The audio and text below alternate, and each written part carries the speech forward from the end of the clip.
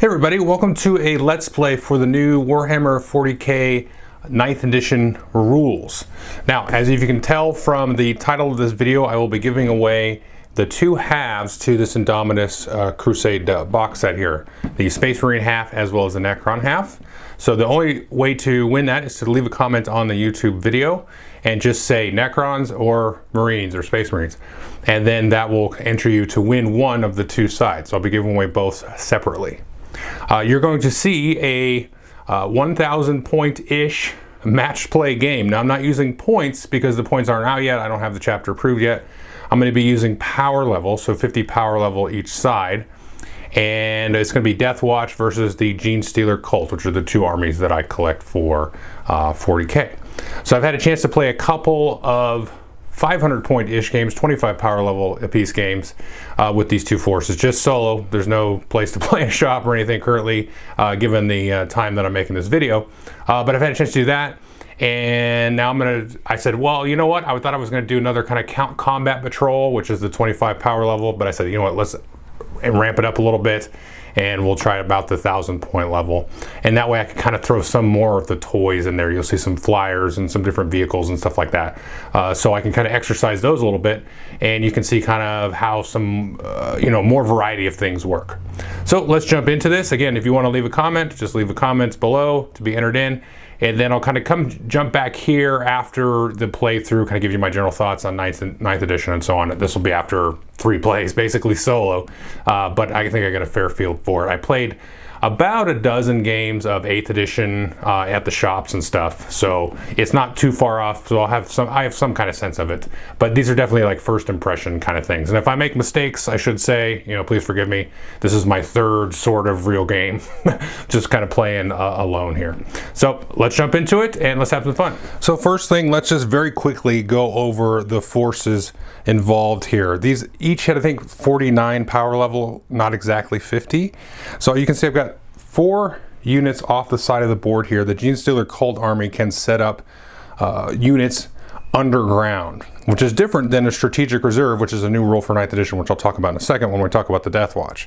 So we've got 2 units of Acolyte hybrids here, 1 unit of Neophyte hybrids, and then 1 unit, 18 Genestealer cults there. Those will be coming off the board in a later turn. Now in match play, which is what we're doing, you can't bring these on the board as kind of a deep strike or alpha strike in the first round. So all of these units here will be coming on the board in the second round or after, which means that currently the only units actually on the board here are this Leman Russ tank and these 2 Scout Sentinels. Those are separate units. And then you can also see down here we have a Patriarch, which is the warlord or the leader, and he's augmented there by 2 familiars, which help him cast his psychic spells and so on. So that's all that's on the board for right now. Hopefully they don't get shot off the board. It's a little bit of an experiment. We'll see. Maybe this will be a quick battle report. So that's the general kind of gist of this army. I'll kind of talk through some of the special abilities and stuff as we use them. That's what I typically like to do. I don't like to do everything up front.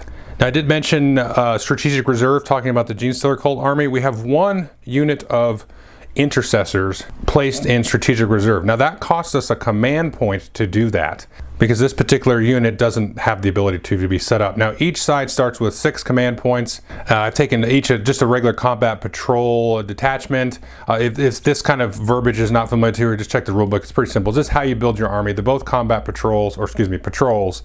And then, but we spent 1 of the 6 command points here for Deathwatch to keep this unit aside and bring them in on the second round or later. And then right now we have basically 3 or sort of 4 units on the board. We got another unit of intercessors. These are both have stalker bolt rifles, so they're kind of snipey. And then there is the Watchmaster behind her. He's the warlord. He does a lot of buffing. And we have over here a Venerable Dreadnought, very brutal.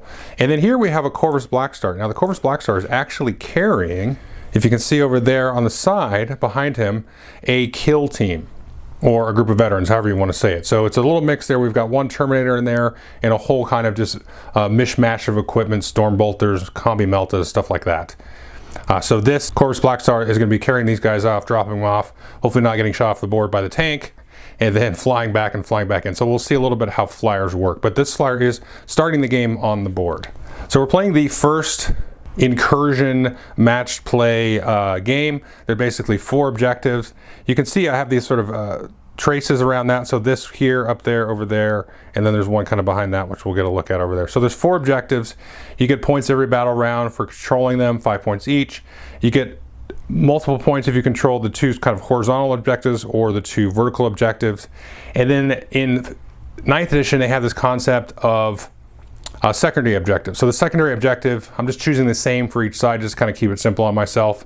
The other one that I mentioned there about controlling 2 or 2, that's one of the secondary objectives.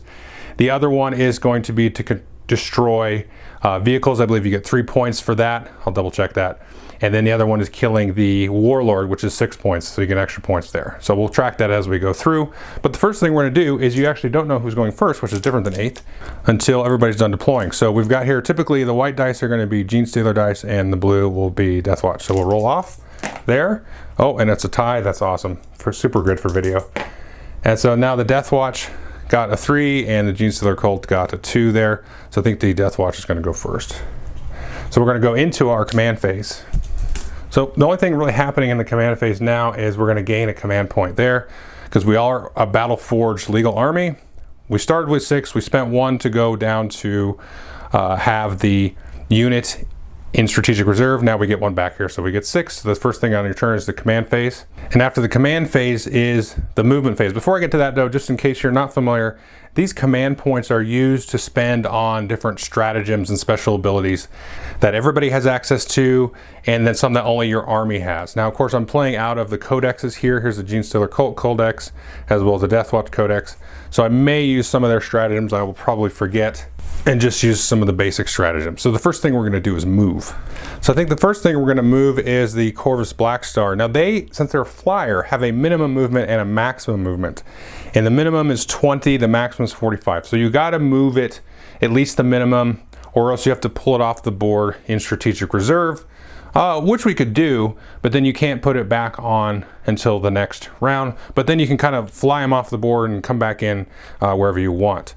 But I'm not going to do that here. I'm going to take a look here. Here's the 20, and that's going to be able to get him right up here on top of that. That'll give us a nice view. There we go. Now he's got a nice clear shot at the tank. Oh, I should say one other thing here. These armored sentinels here, they can actually move if they wish on the first turn of the game before the first turn starts. Now, if the Genestealer cult player had got the first turn, I would have probably moved them to a certain point. But as it stands now, they are protected by a little bit of cover here in the ruins there, so I just kind of left them alone for right now. Now, as far as the kill team that is currently riding in the Corvus Blackstar, on the next turn, they will likely disembark from there, because you have to disembark at the beginning of your movement phase. And actually, I'm not really sure the rules are, because you have to disembark within 3 inches of it, but I think that you could do it, that's just under 5 inches, so I think I'm just gonna say it's okay to have them disembark down there. That's probably come out in a FAQ or something if the flyer is mounted up high like that. So unless the flyer gets shot out of the sky, which it might. So the flyer's done its movement. Now everything else here will move 6. I am going to have this unit of intercessors advance, so they are going to run in addition to their 6. So let's see what we got there. So it's another 6, that's 12, because I do want to get them up here to try to contest that objective. So if we get 6 here, like that, and yeah, that'll get them right into that there. Now this measurement's not super precise based on the measurements. This line should be a little bit further out, so don't at me about that, but both sides have the same rules, so it's not that big a deal here. So let's get these guys up. So these guys were able to move up there. Now they're contesting this, so we'll be able to score that. Now it should be worth noting that you don't score the objectives until the end of your command phase. So obviously that's already happened, so we missed the opportunity. So if these guys are still there and not contested, then they will score it sort of at the start of their next turn. And unlike some of the other missions, you have to keep the models here to control it. You can't tag it and then kind of move on, and so it doesn't have the sweep and clear rule, which is what that's called. So these guys are going to have to stay put to be able to control it, which is fine because we're playing kind of a larger scale game here. So these guys have moved. I'm going to go ahead and advance with the Watchmaster, keep him up, see if he can keep up. So that's 3, so he's going to move up 9. So he's moved up here. They're still within range. He gives a lot of buffs and rerolls and whatnot, and he's pretty decent in combat himself. And for now, we're going to have this Dreadnought move over and try to control that objective. Let's do a little bit of a measure here. Yeah, he can get over just fine. Okay, so now he's contesting this objective right there. So that is the movement phase. These guys ran, so they can't charge or shoot. There's nobody within charge range. So they're just going to hang tight right here. They're just kind of tapping that objective and playing a little defense. And I just double checked his line of sight. I got this little fancy laser pointer there. He has line of sight to nobody. So the next and final person is the Corvus Blackstar. He's going to try to shoot. I'm just going to say he's going to put everything into that tank there. We'll see how much damage that tank takes. So one nice thing about the Blackstar right there, you can see in the corner, he can reroll ones when he's targeting ground units there. The first thing we're going to try to hit with is the Hurricane Bolter range. Now that's rapid fire, so it's a 24 inch, but if it's within 12, which it's not quite there, nope, just barely out of that range, then he could roll double the hits there. But right now he's only going to roll 6, and he needs 3s. So we got 4 hits there. Now that's strength 4 on toughness 8, so these will need 6s to pierce. Let's get that in there. So, oh, look at that, he got 2 6s. There's no AP in those, so he just uses his normal 3-up save. So he saves 1, so that'll just take 1 damage into him. So that'll put the tank at 11 wounds there, so chipping away a little bit. So we got 1 die for the missile launcher. Again, we need a 3. Oh. So I could use a command point to re-roll that. I think I actually will. We're going to use a 3 there. All right, so that got a hit. And this is a little bit stronger, strength 8 on the toughness 8, so we just need a 4 to wound. Okay, we got that. And that's AP -3, and that'll actually do 3 damage if it hits. So this one needs a 6 to save it. So it doesn't save it. Now the Genestealer player could use a command point maybe to reroll that, but they're obviously not. So that's going to do 3 more damage. So this is now down to 9. And then for the final attack here, you can see the twin last cannons poking out the front there. Again, 3s, so 1 hits. This needs only a 3 to wound because it's actually strength 9. So that's that. And then the AP is a -3 on that as well, so it also needs a 6.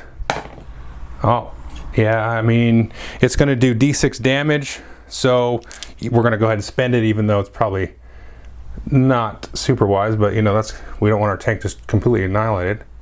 Oh, so okay, that was a waste. That's all right, a little bit of a risk there. So we knocked this down quite a bit. So it's still, we haven't knocked it down a peg, so you know, some of these larger models, as they take wounds, they kind of degrade and become less powerful. We haven't quite gotten there. We'd probably, let's see, 2 more damage, and that would knock it down and slow it down a little bit. Although this one has a special ability with the tracks that actually the movement won't slow down, but some of the other stuff will. So that's actually the end of the first round for the Deathwatch. Next you would do charge. There's nothing to charge. Then you would do fight and then a morale phase, but we haven't lost any models or anything. So we'll recap of round 1. Pretty exciting. These guys moved up. He moved up, shot at the tank a little bit. So now we're gonna go into here round 1 for the Genestealer cult, and then we're gonna give them up here, they were going to go to 7 command points. I must have bumped that die there because we started with 6, now we got 7. In this case, we will have actually a psychic phase, which I also skipped in the Deathwatch turn because I don't have any psychic wizard folks. So next thing we're going to do is go into movement. Again, we can't put any of these guys that are off the side of the board on quite yet, but we can move what's here. So I think what we're going to do is we'll probably just creep that tank forward just a bit, just so we have somebody claiming this objective, and his normal movement's like 10 inches, so he's got plenty there. He's going to come up here and claim that. So he's marking that one there. And then we have the Scout Sentinels and the Psyker. Now they're currently sitting nice with a little bit of a cover save bonus inside those ruins, as you can see there, but I would like to run them up over here. You can see maybe get to that objective over there. Now their normal movement is 8, and so I'm going to advance them and try to get them up to claim that second objective. So we're going to do this first one on the outside there. So that's a 13, and then the other one, we'll roll this die, and then we'll get them all moved up. That will be a 10.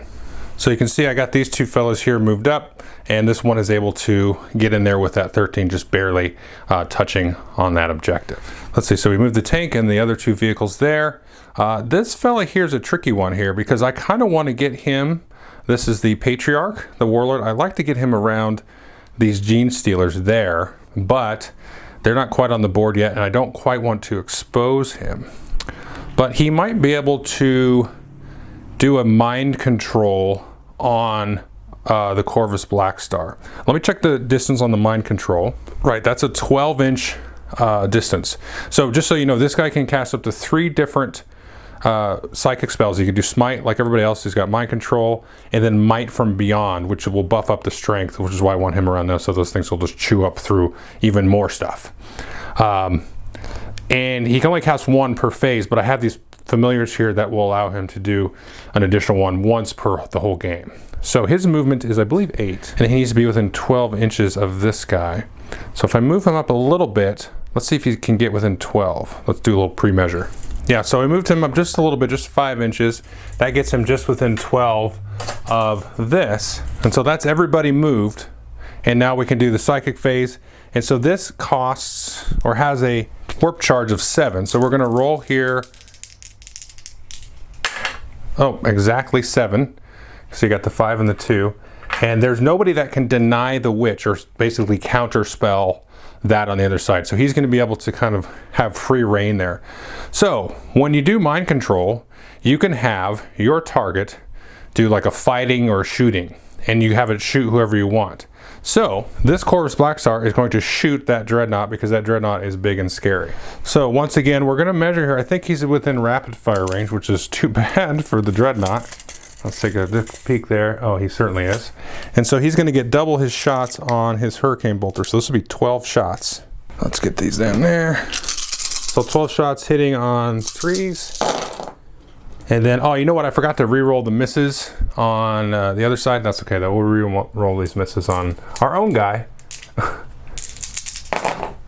Yeah, that's all of them but 1. Now these need 5s to wound on this guy. He's just slightly less tough than a tank. Let's see there. So we got 2 5s, so 1 damage each, but he has a 3-up save. So we're going to go ahead and roll these 2 here. So he does save 1, misses the other, so that we did put a damage on him. That'll take him down to 7 wounds. Now we get the heavy missile launcher there. 3s, that's a hit.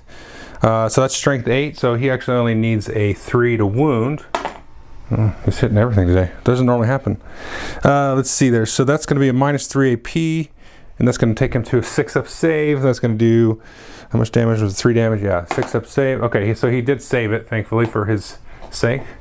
And then the next thing is we're going to get the 2 last cannon shots. These need 3s there. Oh, but again, we get to re-roll. Okay, so there's 1 there. And then that one is going to be, that's going to also be a 3 to wound. Okay, and that's -3 AP, so a 6. He blocked the other one. He can do this one. No, not quite. That is going to be D6 damage. So he's already at 7. Yikes. Oh, so just 1. Okie doke. And these, I don't remember if you can reroll damage roll. I know a mortal wound roll you can't reroll, but okay, that's okay.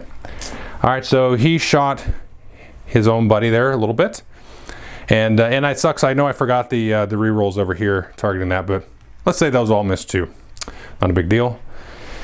Okay, so that was psychic phase. Now we could do a charge phase. Nothing really to charge here. I don't really want to get any of these guys in close combat, especially the tank. And I could do shooting phase now for the tank itself. These guys here, they have flamers that could shoot, and that's a 9-inch thing, so they could try to do that. Let me try to roll those off pretty quick here. So these are auto hits. They're each D6. I'm just going to roll them both together. They're not separate unit. They're not the one unit. They're separate. So, but these will auto hit. So these are the amount of hits. And then, so that's 7. So 7 hits. And these are strength 5 on the toughness 7 there. So these will need a 5 to wound. So I need 7 wounding hits here. So these need 5s again. And that is 2. And there is no -1 AP or anything. Oh, there's -1 AP. So that'll take his 3-up save to a 4-up save, so we need 2 4-up saves on the Corvus there. Oh, he missed them both, and I think it's just 1 damage on those. Yeah, just 1 damage. So that's going to take the Corvus down to 12 wounds, so he's still got quite a bit of wounds. So finally we're going to get the tank to shoot at the Corvus here, and this could be bad news for the Corvus. So the first thing the tank has here is, let's see what else it's got there. Yeah, none of this other stuff matters for shooting, other than I can re-roll 1 hit roll basically without using a command point once per game, because he does have some big stuff. So I got a battle cannon. This is the front cannon on the front there, so he gets d6 hits there. Well, there's 1. Okay, great. And then that needs to hit on that's on a 4-up. Okay, that is a hit at least, and that is going to be wounding on strength 8 to that, so it needs a 3 to wound. So that is a miss. You can't see that with that. That's a miss on the wound there. All right, that's fine. So I get it has a once per game hunter killer missile. I'm going to go ahead and just use it on this guy. So this also needs a 4. So it's got a hit there. Again, this needs a 3 to wound. I'm going to use a command point. Reroll that. You need 3. Okay, got that. Let me spend that command point. And that's minus 2 AP. So that's going to take him up to a 5-up save. Oh, he missed it. Okay, got a little nervous there.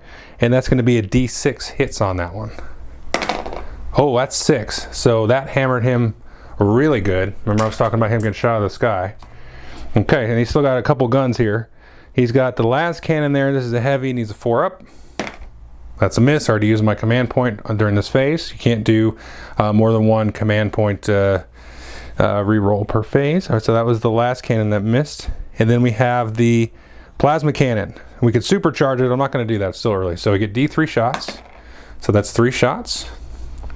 Again on 4s. Let me use the blues. Maybe they show up better. Oh, look at that. Only 1 of those will hit here. And this is 7 on 7. So this is a 4 to wound. So I got the wound there. That's minus 3 AP, which is going to make that a 6-up. Misses that. And that's going to be, it's only 1 damage. Okay, so I was going to say maybe he'll re-roll, but nah, he'll just take 1. Because then he's going to drop his buddies off and then probably fly away and come back and then die. So that's, he does have a Stormbolter. We are within rapid fire range, so we'll get 4 shots here. These are on 4s. Okay, yeah, we got 1 of them. This is a very low 4 strength. So that's going to be 5 to wound. He gets that. No AP, so he gets his 3-up save. And he got it. Okay. So he did take a good chunk out of him there. He's now down to 5. I like the Corvus, but it's a little bit squishy, but that's okay. It's also a nice transport for this kill team. So I think that's all the shooting. Okay, so we did a lot of work here with the Genestealers. The tank did a lot of damage. Those flamers actually did a little bit of damage to the ship. And then his mind control kind of punished the dreadnought over there. So side note, I kind of expected Genestealer Cult to win. Now the first 2 games I played out, they were very close. They were the 500 point level. The Deathwatch won pretty easily. But once you kind of start to scale it up a little bit, then I think the power of the Genestealer Cult, at least in this particular build setup, maybe the Corvus is a waste of points, you know, that kind of thing. Now this guy's still in the runes there, so he's still kind of safe, but we'll see how effective he can be. And then we're going to go to round 2 for the Deathwatch. So we're going to get a command point here. We are now going to use this for a points die. We're only going to score 5 points here because we control at least 1 objective. Actually, let's take a peek here. I might be remembering the other rules for the other mission that I've been playing. Okay, so you get 5 points for 1 objective. You get another 5 points if you have 2, which we do, so that'll put us at 10. And if we control more objectives than the opponent, which we don't, we both control 2, then we would get another 5 for a maximum of 15 that you could score there. So we're going to go up to 10 here. Okay, so now we're going to go into the movement phase. So we do here have this squad of intercessors that we want to bring onto the board. And what happens when you bring them on from to strategic reserve is you have to have them 9 inches from any enemy and also 6 inches from a battlefield edge, but not the enemy deployment zone. And then in the 3rd round, if I bring them on, you can't have them 6 inches from the enemy battlefield edge. So I could try to pop them in over there to contest. Let's just remove these guys super quick here. You can see, of course, there the two sentinels over there. So I popped them over there. Let's take a quick zoom. So they're just on that edge of the battlefield over there, just outside 9 inches from the sentinels, so hopefully they'll get a pop. So that's considered their movement, so they're done. In actual fact, I'm supposed to do that last. Not that big a deal. You're supposed to move everybody on the board and then bring in any reserves. Now the other thing we're going to do is we're going to drop off that kill team here. Again, they have to be 9 inches away from anybody, so we'll probably end up dropping them right over here. Yep, like we said, we plopped them right there. Now this is a mixed mash of things. There's a Terminator with a melted gun and a storm bolter, a couple of combi meltas, some frag cannons, a plasma pistol, some different swords and stuff going on in there. So when we do combat with them, it'll be a little bit more interesting. So these guys are considered to have moved. The squad of intercessors will be considered to have moved. I think I'm going to pop this guy off, fly him off the board into strategic reserve, just to kind of protect him. So he's going to be off the board there. I think if I don't bring him on the board, he's considered destroyed. So he did have 5 health points, so we're just going to drop him off the side here. Whoops.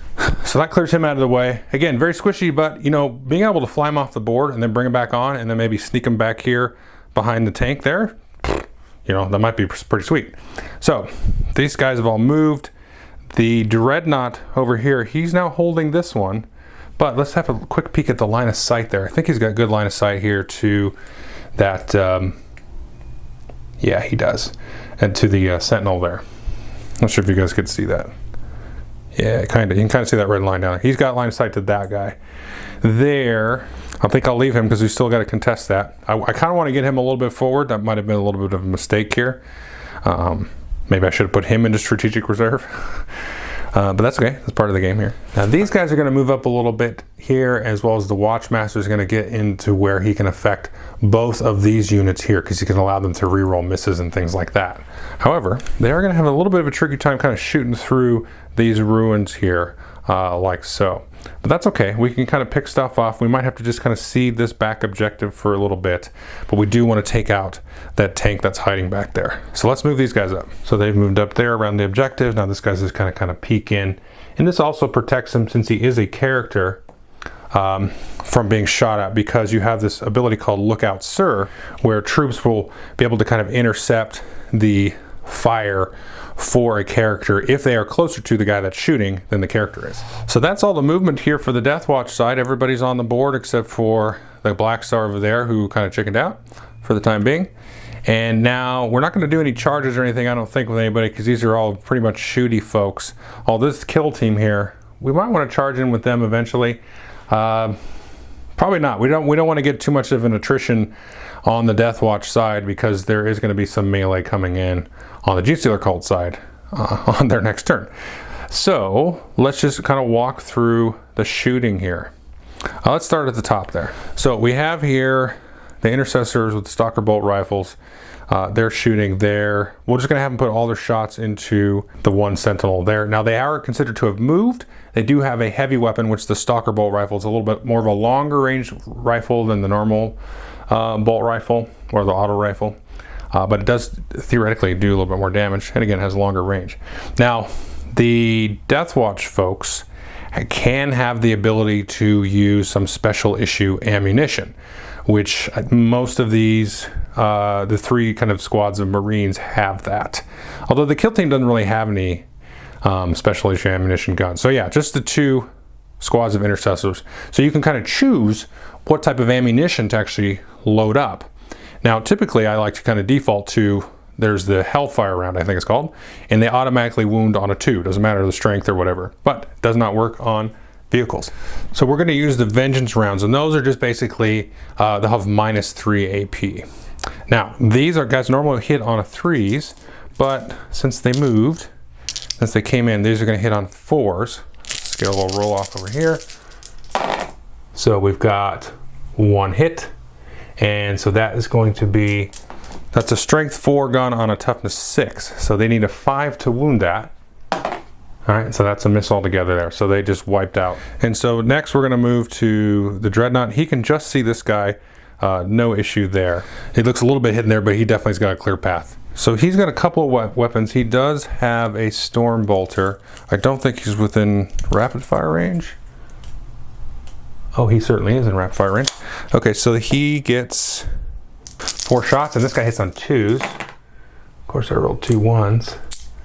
And then this is strength 4 on the 5, so he needs 5 again to wound on that. None there. Didn't expect anything to hit with that one. He has the heavy plasma cannon there. He could supercharge it. It doesn't make sense to supercharge it because the strength won't matter. So D3 hit shots, 1 shot. Again, the 2s. That's a hit, no problem on the 6 there. And then this is a strength 7, so he needs a 3 to wound. Ugh, I'm gonna reroll that one. Okay, so that is a wound. And that is a -3 AP, which I should, if I supercharge it, would be 2 damage, but it's only gonna be 1 damage. So -3 AP on that. It's gonna take him to a 6-up save.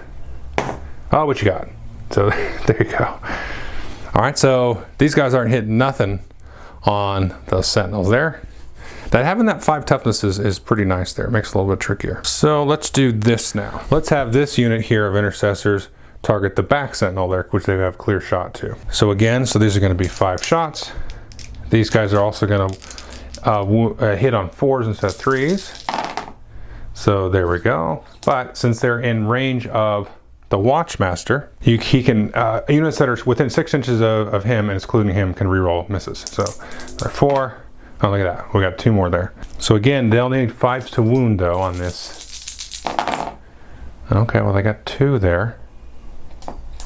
And sorry, again using the same rounds there. So the -3 AP there is going to take him to 6-up save. So he misses those, and so that'll do 2 damage on him. And those have 6. So this one back here will have 4 left.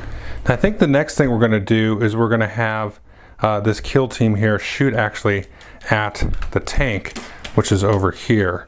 Now there is this obscuring cover, not obscuring, whatever it is, the light cover in here. So that's going to add +1 to his save rolls through that. But we're going to take a couple of different shots here with that. So they have a lot of different kind of attacks. And actually not all the weapons can reach him, but we're going to try a few. So a couple of the frag cannons here. So these are going to hit on 3s. We got 4 shots coming from 2 of them. So there's 3 shots there. Now we can actually re-roll that because these folks, again, they are within range of that. So there's 3 there. That's still a miss. And then these are strength 7, and he was toughness 8. So these will wound on 5s. Okay, there's a 1. That's okay. And then that's a -2 AP on that. It's going to take him to a 5-up save. So he does save that. All right, so next we're going to move on to the Terminator Storm Bolter. So these will hit also on a 3. Reroll that one for the Watchmaster. So that's 4 hits. These need 6s to wound though. Oh, look at that, 2 wounds. And there's no, although, yeah, these are the -3 AP still, so that will take him to a 6-up save. Yeah. So that's, okay, that's 2 damage off of him. So take him down to 7. So that is going to put him into the next category there. And then I think the only thing we have there are, since we have combo mounts, we can use the bolt gun. So there's 2 of those, and we'll do these. So these will hit on 3s, re-rolling. And then they also need 6s to wound. Oh, I got 1 there. And the -3, I'll take it to a 6. Oh, he saved it. Okay. All right, so that's, I think, all the shooting. Oh, we do have the Watchmaster over here. I think he's a little bit out of range there. He might be okay. I don't remember the range on his weapons. Oh no, he does have that. So he has his I forgot his spear actually will shoot. So he's just gonna get a 2-up here. Got that. It's only strength 4, so he needs a 6 to wound. Okay, nothing. Okay, so that's shooting. Now I could charge, but none of these are a smart charge, I don't think. And like I was saying, I don't want to do too much attrition and damage back to me on that. I could charge with the squad up here into the Sentinel. They aren't super fighty, those Sentinels. You'd think they kind of would be, but I think it might be worth it just to contest that. So let's try to, we'll roll a charge here. So I need a 9. There's your 7. So I could spend a command point to do that. Yeah, I think I do want to contest it. So let's command point reroll that charge. That's 8. Okay, not quite enough to do it. Okay, so that's the end of round 2 for Deathwatch. We're going to go round 2 for these folks here, the Genestealers. So they're going to get an extra command point there, and they're also going to score 5 objective points there because they have 10, because they have the 2. They got 1 and 2. Okay, so let's see. Command phase, we got our point already. We're going to go into movement phase. So this I do want to kind of make sure I do in the right order, because I'm going to move everything out here first and then bring in the folks here off to the side. So okay, the first thing I'm going to do is we're going to move these sentinels here, get them just outside of engagement range with those Marines there. So let me just measure up. So those 2 separate units there moved up to just outside engagement range there to try to block them from getting in, try to protect that circumference that you can see there. That inner circle is the important thing. So their movement is done. I feel like the tank should just sit there and just hold that objective as long as it can. It's a big body. Well, we could move it up a bit, because you can see it's kind of on the back end of this objective, so I can just nudge it up slightly just to kind of protect, because I mean otherwise we could have this squad here kind of come around and kind of contest it there, but I don't know if it matters that much. Let me just scoot it up a little bit. So we're just going to scooch that up a little bit there, like so. Kind of have it take up the whole range there, so the least amount of bodies can get in.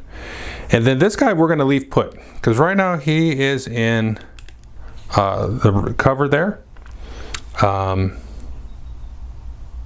just realizing I forgot the save modifier for him. But, oh well, whatever.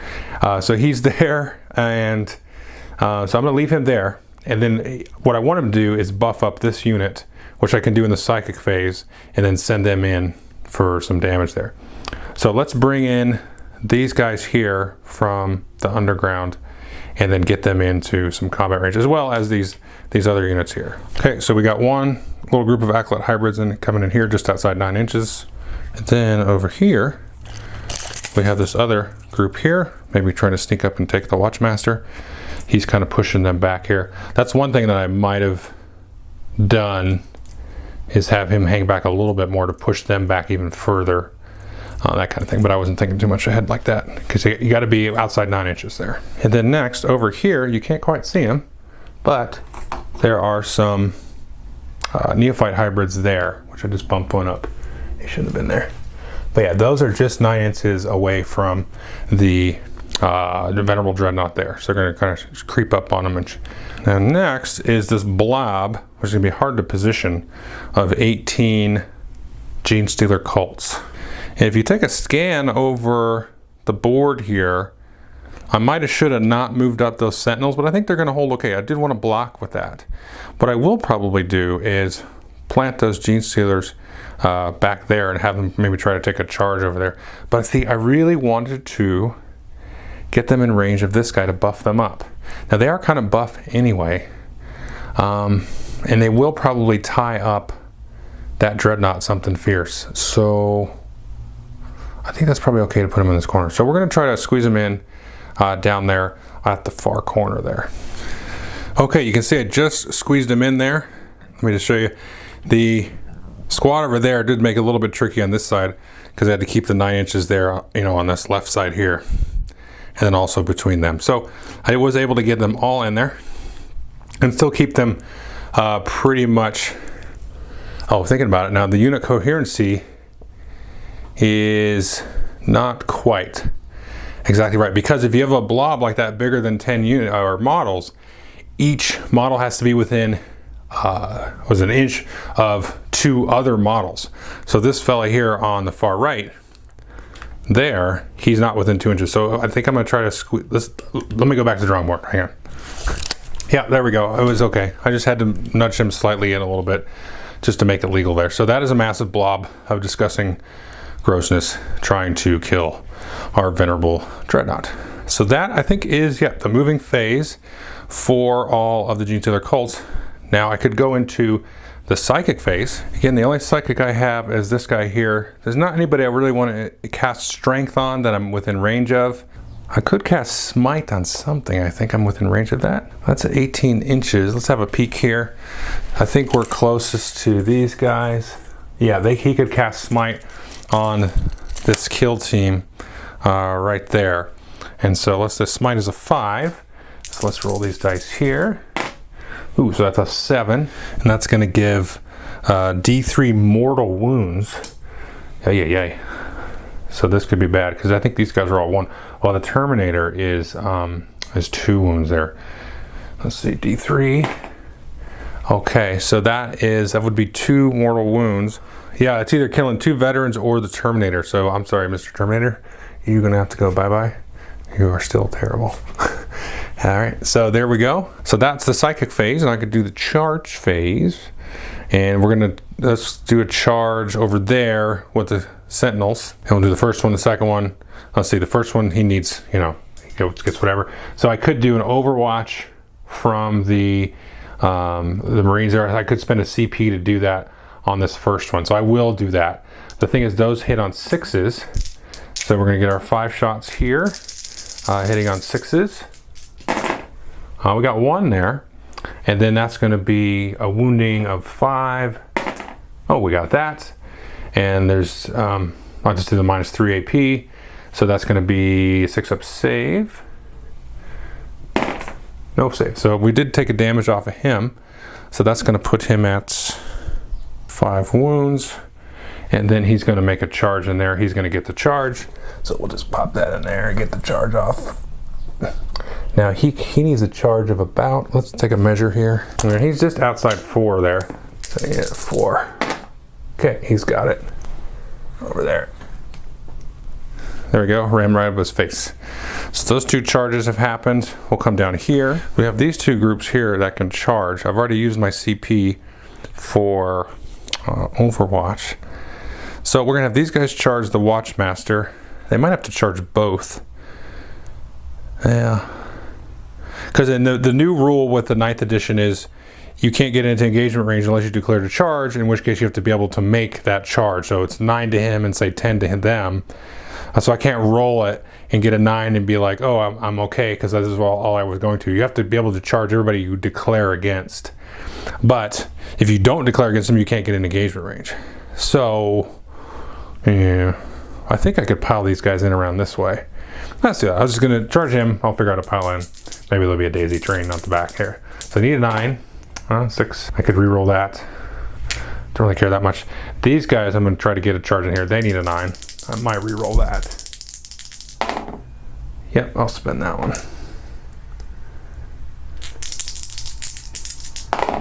Got an 8 there. So that's it. Oh, then the last charge, of course, are these guys, which is I should have spent. They roll there, but that's okay. It's like 90 degrees in here, so forgive me. There we go. We got a 9 anyway. I don't know if you can see that. 6 and 3. Okay. So all of these bugs here are piling over that guy to get into space with him. And I did remember now that I had this little group back here, and they could also charge in. So I'm going to roll off for them as well. So let's get a 9 off of these guys. Oh, that's just an 8 there. So they're going to stay put back behind this enclosure there. So there's our charges. So we're going to do all of the charging combats, and then it's basically going to be all Deathwatch retaliation. So let's go ahead and do these guys first. So the first thing I got to do is pile in here. I can do the 3 inches. Nobody's quite touching yet. So I got them all piled in. Now I got to be able to count who can actually reach and touch him. So anybody within half an inch of him can touch him, or if they're in half an inch of somebody that else is in half an inch of him, or just basically within an inch. So I got 1, 2, 3, 4, 5, 6, 7, 8, 9, 10, 11, 12, 13, 14. All right, so I'm missing 4 of them. That's okay. So 14, and that would be normally 3 attacks each, but since the size of the unit is more than 10, they get 4 attacks each. So 4 times 14 is 56. So 56 attacks. Now they're only strength 4 attacks, but on 6 wound rolls of 6s, it's gonna be minus 4 piece. So we're gonna do 56 attacks. So here's my little dice. This is 40 attacks. And these are hitting on 3, so I'm going to do 16 more. Let me count these up. All right, so these are all the wounding rolls. Now, all the other units in this Genestealer Cult army, I picked a particular cult. They get a bonus to strength, but that does not apply to the Genestealers themselves, which is why I wanted to get the Patriarch into range so he could cast a spell on them to give their strength a buff. So these are 4s, and they're trying to wound against a toughness of 7. So these need to be 5s. So I got 3 6s, that's AP minus 4, I think. So those are going to be, these 3 here, that's going to be 3 damage already. And then these here, these are just going to be the normal 3-up save.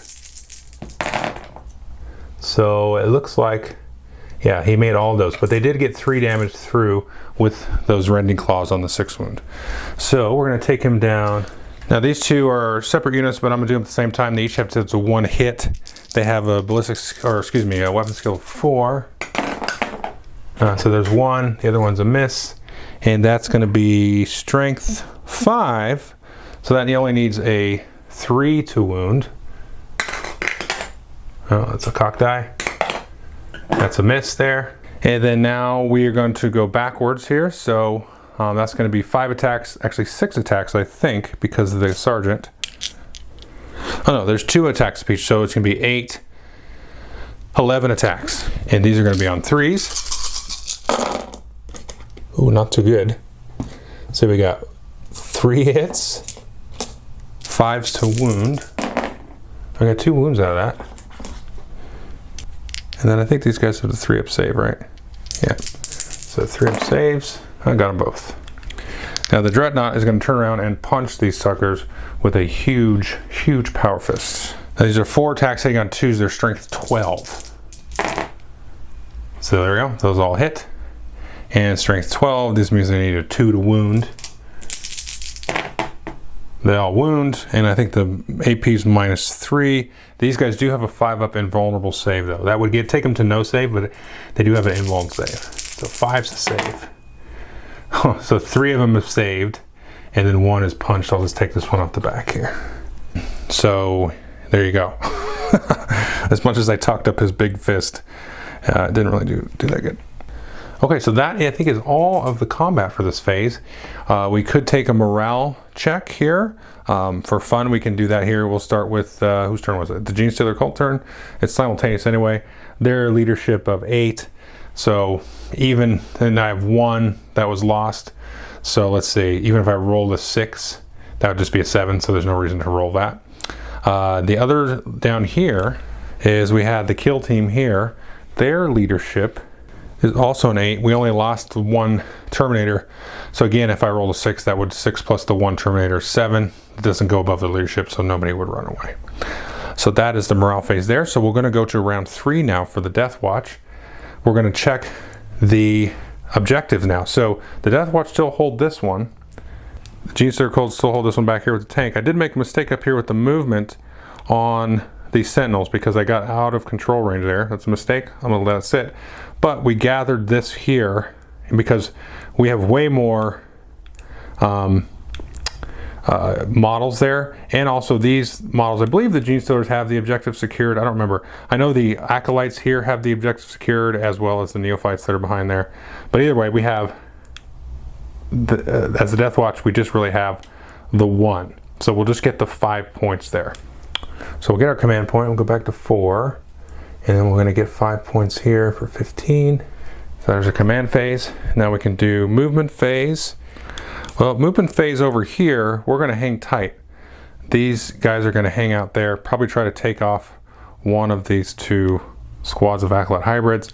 I would like to get the kill team here moved up over to probably away from this guy, because he's got that mortal wound little stinky thing. I could get them involved over there, I guess, and get the watch, because that's going to be a problem back there. And if they control both of these objectives, it's going to be 4 points. If you control both the horizontals, it's 4. If you control both the verticals, it's 2. And so, maybe we should go after the tank. That's what a kill team's supposed to do, right? They're supposed to be able to go after that. Let's do that. Let's go after the tank. And then we're going to move these guys up. These guys are all 6. We'll move him up. We'll keep him in range of this intercessor squad so they can get the benefits of the reroll. So let's do that, a little bit of movement here. Okay, so we got them all moved up there. They're going to be within good range there of the tank, which is just, of course, on the other side of that little ruins there. Again, we're a little susceptible to this guy, but it's not their turn yet. Okay, so then we're going to leave these guys here. The intercessor squad up there has got problems. They're going to have to deal with that. Over here, we have this guy. He's going to have to deal with this. So now we have the ability to bring back this guy at the end of the movement phase as far as the strategic reserve goes. Now, he has to maintain a 9-inch distance from other enemies. So let me find a spot on the board where he can go. So the only spot he can go basically is right here. Now that means he's within range of those deadly guns, but you know, let's hopefully he can get some shots off. So he's now flown in there. So that's movement done. So let's take his shots off first. So he's going to get 12 shots with his hurricane bolter. So he's now down to a 4-up because he's got a lot of damage on him. So there's a 4-up. So these are going to need to wound on a 6. No 6s, that's okay. So Storm Strike, Heavy Missile, 4-up. We're going to spend a command point on that. It's a miss. And we're going to do here 2 on the last cannons, 4-ups. Oh my god, you suck. Alright, so he misses everything. He's probably going to go down in a ball of fire here. I think I'm trying to pick which group we should try to shoot at here. I don't really know. Let's shoot this one. So we're going to take our 5 shots. This we're going to do the wounding on 2 thing. So we're going to do, let's see, 5 shots, 3s to hit. There, we can reroll misses because the Watchmaster's there. So those are all hits. So 2s will wound. So there's 2 ones. So there's 2 wounds. There's no AP on that. Their save is, yeah, they have a 5-up save there. So they need 5s. They got them all. Okay. Now I'm just going to go ahead and remove this because this is just screwing up the whole cinematography of the thing. So we can see these guys here, we're going to be shooting over here. He's still got the cover. I forgot to roll a cover last time.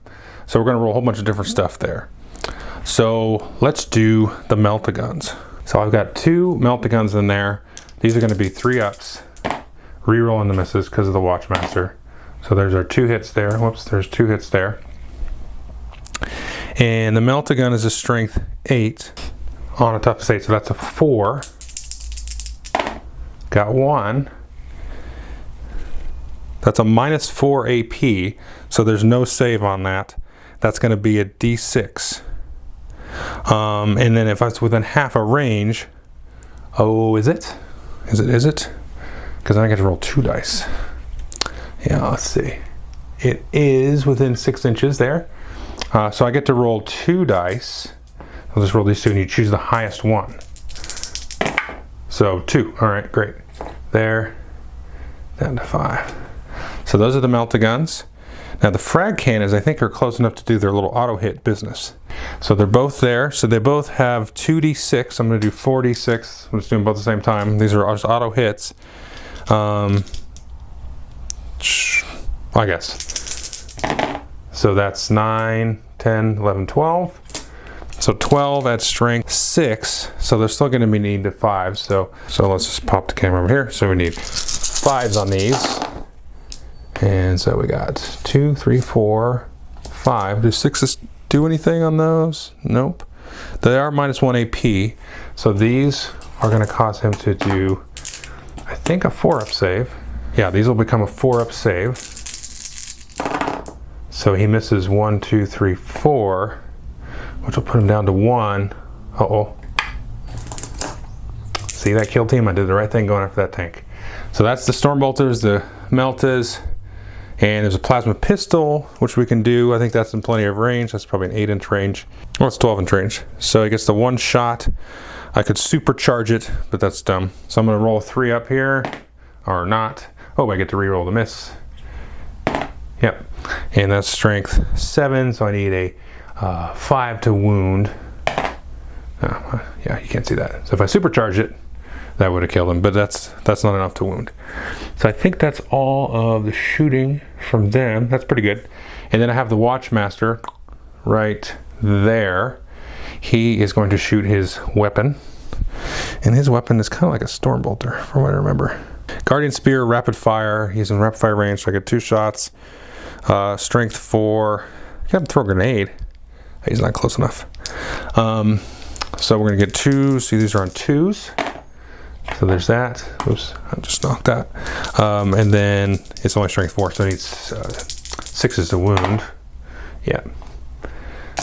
Didn't think that would happen, but they did him down to one damage. Let's see there. So that's all the shooting down here. These guys up here, they do have pistols that are fighting those guys. Let's back out a bit there, and we'll roll some pistols on them. So we're gonna get 5 pistol shots, 3s, and all of them. So we need 5s to wound though. 1, 2, and there's no AP on that, is there? Nope. And then those have a 3-up save, so we need 2 3-up saves for them. 1 missed. So I was going to the one with the least. Let's see, so that's shooting. These guys are already engaged. These guys could charge. They're not going to charge. I think these guys, though, are going to charge the tank. Because screw that tank. You can't just sit there and get to do stuff. The nice thing about reducing that tank is this guy still, he's like, all right, you know, he's not that scared anymore because this thing was about to go down. And that's the tank and the Corvus are worth some points. And I should say that these 2 vehicles, these count as vehicles, they're worth a couple of points, not too many. But yeah, we want to try to get this one because they're going to get that extra bonus 4 points. So we're going to go and do a charge here. This little thing here is going to add an inch. This, I just was going to say, this is a little over an inch. And remember, there's a lot of ruin and stuff there. So it's going to add an inch to the charge. They're going to charge, and the Watchmaster's going to probably just hang out. I'll try to leave 1 back so that they are within the 6. So let's see. Well, we'll roll the charge, see what we get here. Oh, it's 9. I'm sure that's plenty. Okay, we got them all moved up. This one's fella there is still within 6 of the that there. So we're going to go ahead and just move that little stupid thing there, because that's not going to be probably that important. I know exactly where it goes if it makes a difference. So they charged. Everybody else is hanging out. Let's just back out a bit here. So it's going to be this charging unit down here first, trying to take that tank out, and then I think the Genestealer is just going to mangle that Dreadnought. So let's get these guys on here. We'll pile in just a little bit. Let's get him within that range. So we've got a few different attacks. We've got a chain sword in there, and a power sword, and then 3 sort of normal guys. So let's start with the normal guys. And how many attacks? I get 2 attacks each. 2, 4, 6. So 3 normal guys, and these are going to hit on 3s. Rerolling misses. Okay, so that's 4 hits, strength 4. Got a wound on the 6s there. No 6s, okay. So now we have chain sword and a power sword. So let's do the chain sword first. 3s, reroll the miss. Okay, chain sword does, oh, can make additional attack. That's what it does. Okay, so there's that. So again, 6s, nothing. Okay, and then the power swords, that's the one I was thinking of. So that's the -3 AP. So 3s, reroll the miss. And so then we still need the 6s though. Still need a 6. There's a 6. So get the -3 AP, and they do have a 3-up save, right? Yep, so he needs a 6-up save to save it. Didn't get it. Okay, so this is dead, except you're gonna roll to see if it explodes. So you roll a d6. On a 6, it explodes. Ah, that's no fun.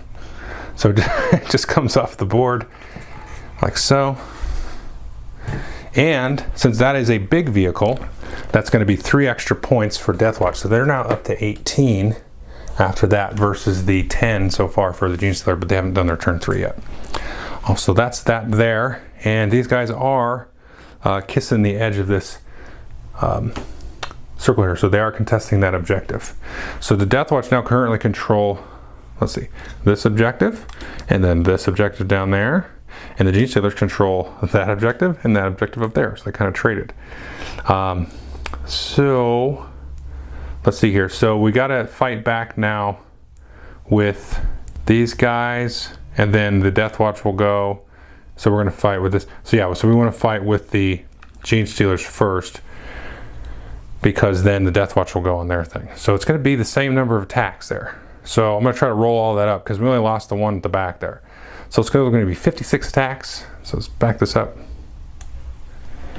And I'm just going to get rolling here. So we're going to cut away and then come back and I'll tell you what happened. So at the end of that, there was 6 6s, which is a -4 AP, with which there is no save. And then there was 4 5s. So this guy's dead. I think he counts as a vehicle. I'm not super sure. Let me take a look there. He did count as a vehicle, but it's a smaller vehicle, so the Genestealer gets 2 points out of that. So it's now 18 to 12 with the Genestealers about to go. So now it would be the Deathwatch melee, and they're going to do their attacks over there. They already got their pistols off earlier. So 2, 4, 6, 8, 11. This is going to be on 3s. They had 7s there, now they need 5s out of this. Nothing. All right. So now we're just going to go both of the Cult Sentinels back into them. So there, I think it's a 4-up. Yeah, so the 4-up. We're just doing both of them. So there's that one. And the Strength 5, so it's a 3 to wound.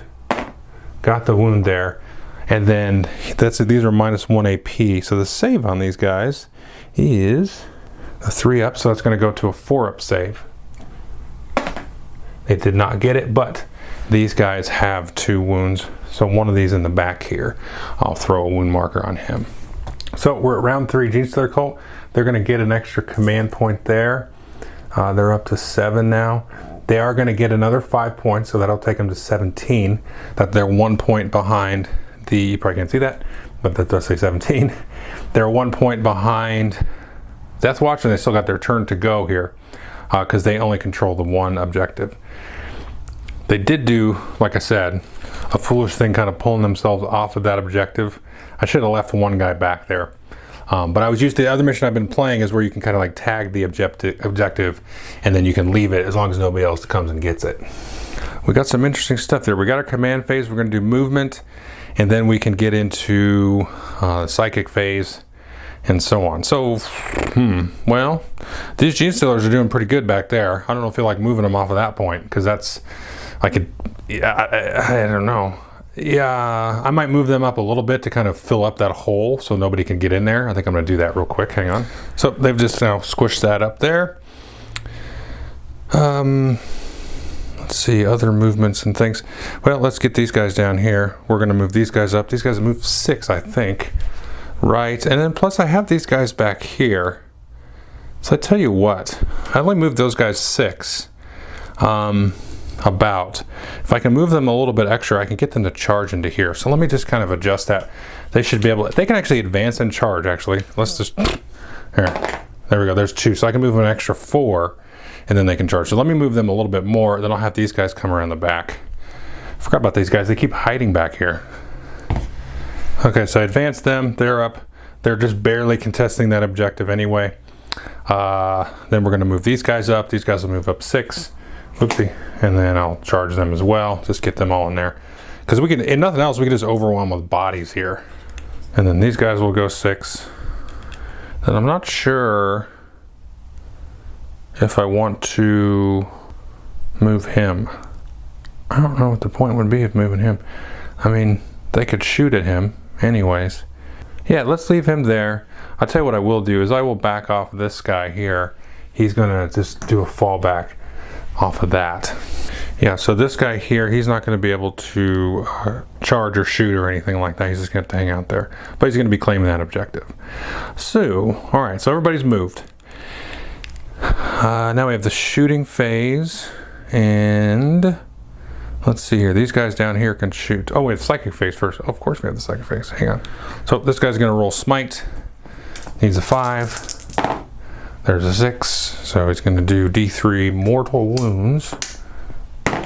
So that's 3 mortal wounds. Okay, that's going to be 3 guys dead. I think the 2 frag cannons will be dead. And then, oh, I like those meltas. Let's just, that's got the power sword. Yeah, let's keep this 2 different swords there and the other melta, whatever. All right, so those guys are dead. So we'll have to probably do a morale check on them. And then he could pop his familiar ability to do a second one. And I think he is going to do that. He's going to do the, what do you call it, the mind control. I need 7. Whew, that is going to be, that's no good. Well, that would typically blow up and do D3 damage back to himself, but I'm going to use his command point to re-roll that. So there's your 7. He's going to mind control them. So I'm going to mind control this guy, and I'm going to make him do a supercharged plasma shot on him. So let's do his 2 hit roll. So it's going to be, it's a 3, but I hope he rolls a 1. Nope. Oh, he missed. Okay. Oh well. And I don't think you have him re-roll from Watchmaster because that wouldn't make sense, but he's too far anyway. Okay, so that's his 2 psychic spells. Now we're going to do shooting. So let's just go around the corner here. Let's go up to the top, and then the 1 guy right there is going to do his heavy flamer, and that's going to be how many? That's going to be D6 automatic hits. That's 4 hits at strength 5, so it just needs 3s to wound on those guys. All of them wound. Is there a minus? There's a -1 AP there. So that's going to take them to 4-up saves. And they got 3 of them, missed 1, so that's going to kill the 1 in the back there.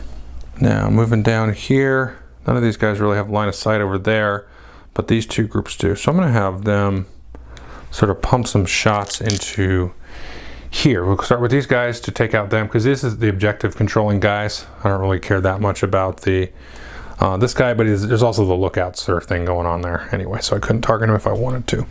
So these guys, this guy has a demolition charge. He's this one right here. He's got a demolition charge. So we'll start him first. I can use once per battle. Gets D6, so 3 hits. And those are strength 8. So that's going to wound on a 2. So those are all going to wound. And that does -3 AP, which will take them to 6-up saves. Oh, look, got 2 of them. So there's that one. The damage is D3. So this could still kill 1. Yeah, it does kill 1 of them. So this guy will come off here. So that was that. And then the other guys, let's see, rock cutters, melee. So we're gonna have the auto pistols on 1, 2, 3 of them, and these are gonna hit on 4s.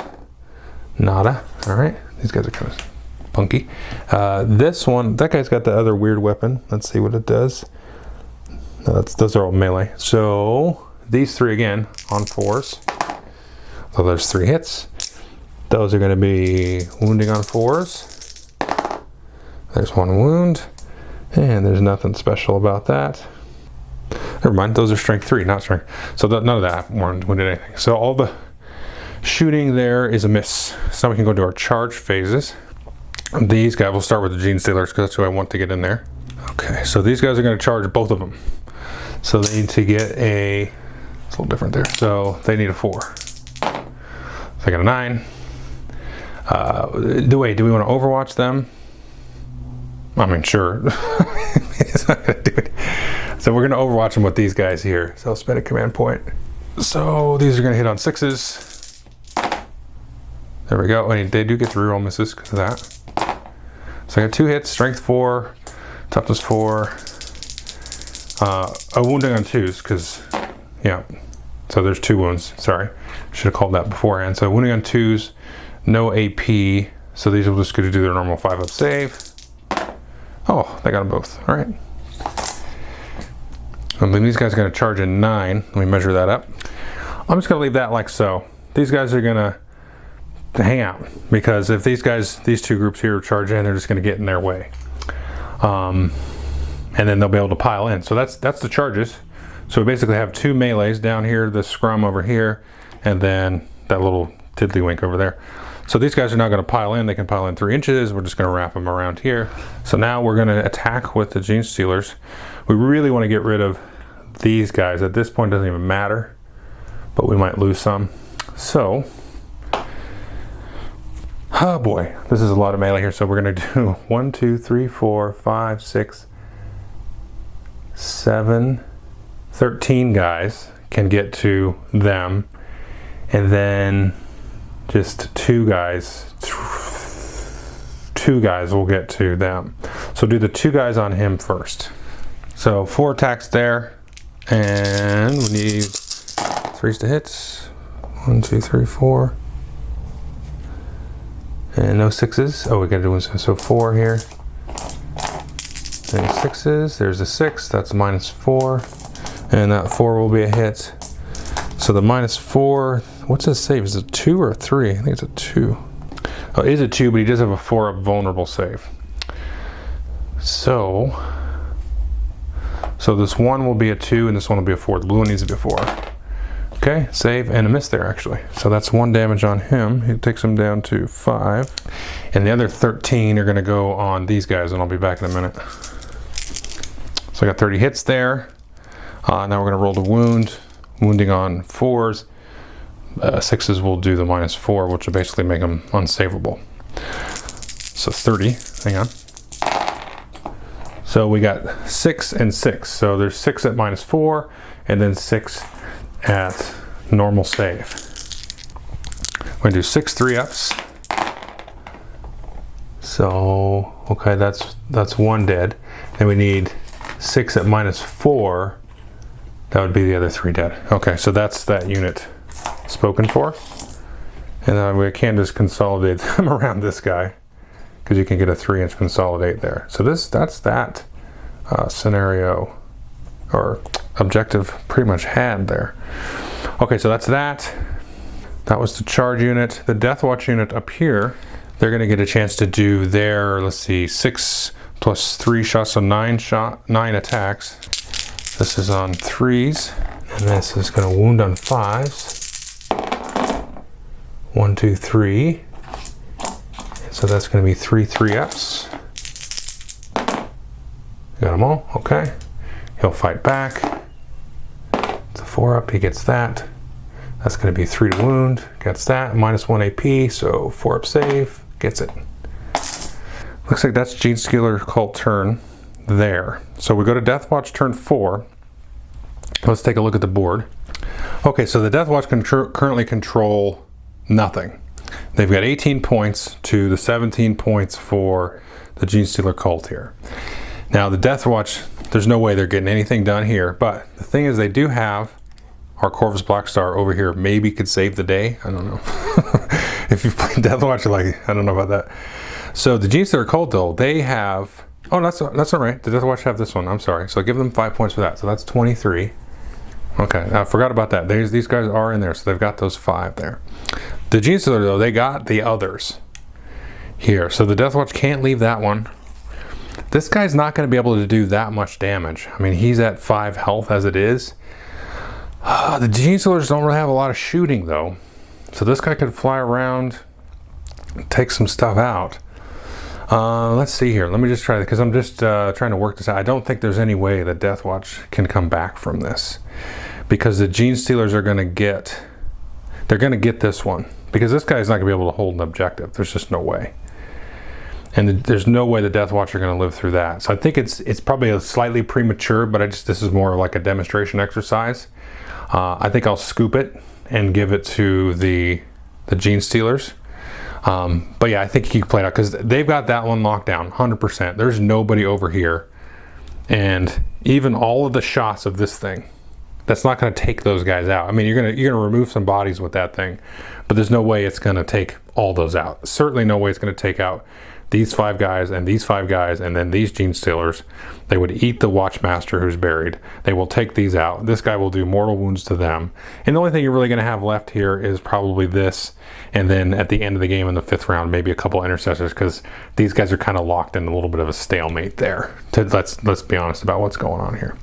So, sort of close, but you know, it probably would end up closer than it actually is.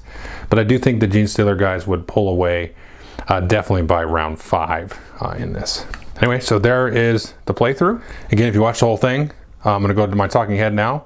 But again, leave a comment, Necrons or Marines or Space Marines, to be entered in the contest. So let's just go back to my talking head about kind of my general thoughts. This is sort of technically my 3rd game of 9th edition.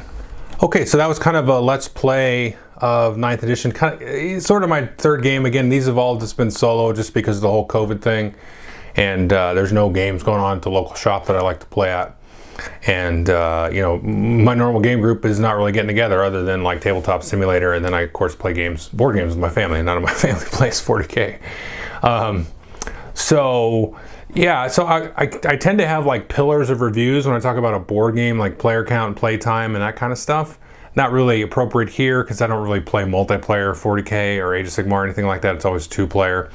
The games here, okay, well, I'll tell you what I'll talk about, because I'm going to get right to definitely my 3rd pillar of review, which is what is this game like? Well, obviously the comparison would be to 8th edition, which is the only other edition of 40K that I played. I started to kind of get into 40K when 7th edition was at the end, and then 8th edition was, you know, like the rumors and everything were turning, was for sure coming out. So I never played any games of 7th edition.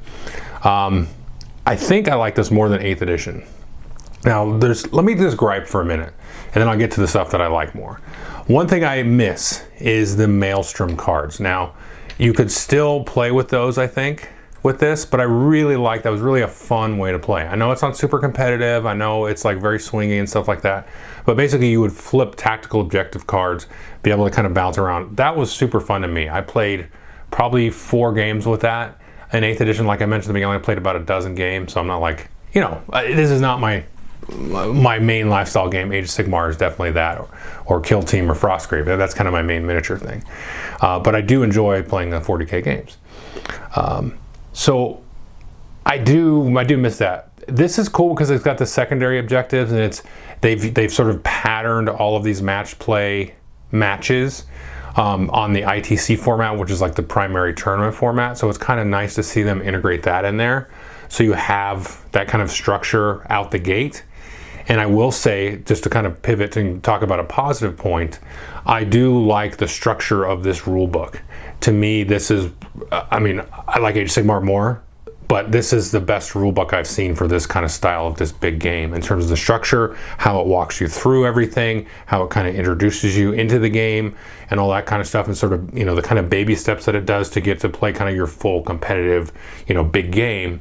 This is really cool, and I really like how the rules themselves are structured, because they have these like little blurbs. It's like, oh, what does an assault rifle do? Boom, there's a nice highlighted box. You look and go, oh, run, you can charge, whatever, and move and shoot it, not charge. And then they have, for the rules lawyers, or for the weird idiosyncratic turns, the large paragraph next to it, so you can walk through and figure out the little details of it and try to piece it out. Now, there still are some questions, because I'm not going to get into all that here. That's not really my thing, but if you want to watch like miniwargaming.com, for example, they have a lot of good videos about the differences between 8th and 9th, and then some of the kind of the loopholes that are still there. But it's a new edition, and you know, not all the codexes and the different things are married up like they necessarily should be. Like you had the whole disembark thing from on top. So there's just some FAQs that can come out. It's not like a game. I mean, I'm not even crying about it. I'm just saying it's there, and it's to be expected. It's not that big a deal. So the little micro changes and stuff, though, I really do like, because I'm talking about the book structure and everything, and the way that it's presented. It was very easy for me to grok those little kind of details and things like that, with like changes to the charge phase, changes to like how the reserves and things like that work, and the morale phase. Those are all very well easily presented. So somebody that has like all those 8th edition rules baked in, I'm still able to go easily, quickly reference the little changes, be like, oh no, that's right, you got to roll the dice for this or do that and that. So that's another thing, and I really like all those little idiosyncratic changes. I mean, I could talk about the changes to flyers. That's really neat. Like you saw the flyer leave and come back and hopefully pose a threat, even though it took some damage.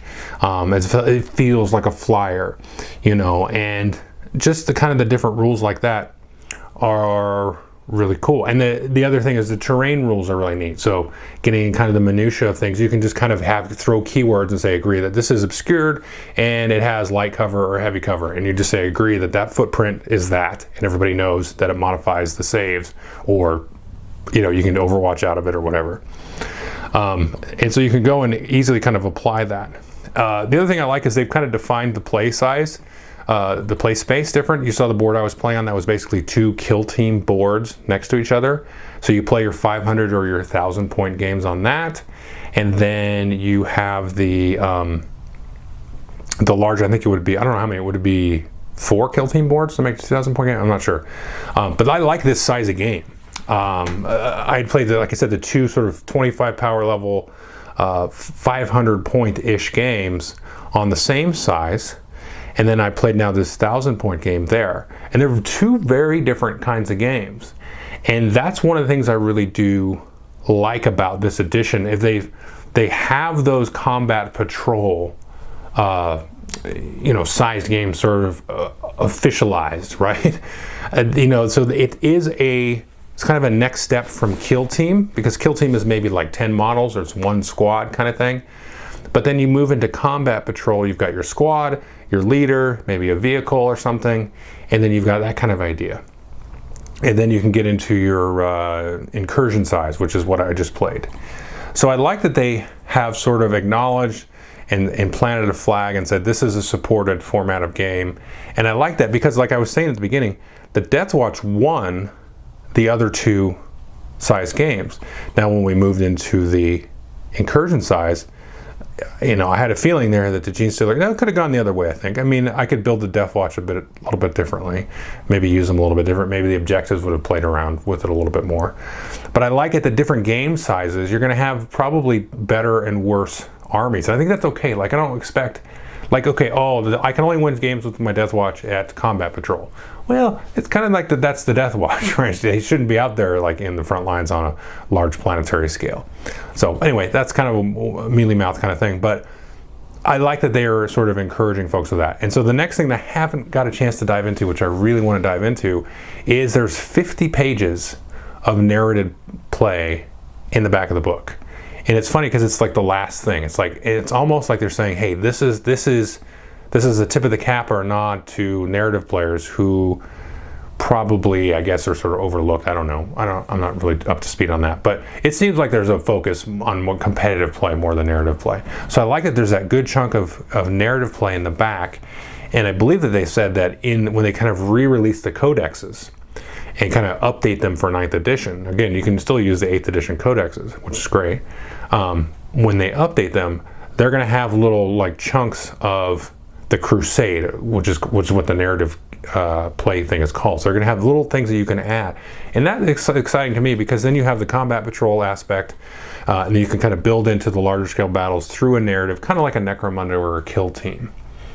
And I really like that they're doing that with the 40K universe in what seems like a very structured way, because you could play Kill Team and then you can have the narrative there, and you can build up and have a Combat Patrol Crusade narrative and build up and then have the bigger games, and then if you really wanted to, after a couple of years, you could build into a big apocalypse scale event. So they give you that playground to play around. Not that I would ever do any of that whole swath of things, but it gives you that playground to play in. And so, yeah. So again, that's pretty much my general thoughts. And kind of like I said, first impressions, I'm enjoying it. It feels very much like 8th with some tweaks. You know, we can talk about how we build armies and stuff now. I think that's just a little bit cleaner and everything. So that's cool. But that's the kind of stuff that people can debate and they can change with a general's handbook or something, or chapter approved, you know, in any year's time and stuff, and sort of tweak it over the next couple of years. So I recommend it. The box set, if you can get a hold of it, they're starting to print more of them, so that's great. If you don't, then you can leave a comment here. If you want Necrons, and if you want Marines, then notify me in the comment if you want Necrons and Marines, and then hopefully you win. Anyway, so I hope you had a good time watching the battle report. Give you kind of sense of some of the different units and objectives and all that kind of stuff. And enjoy yourself and stay safe. And thanks.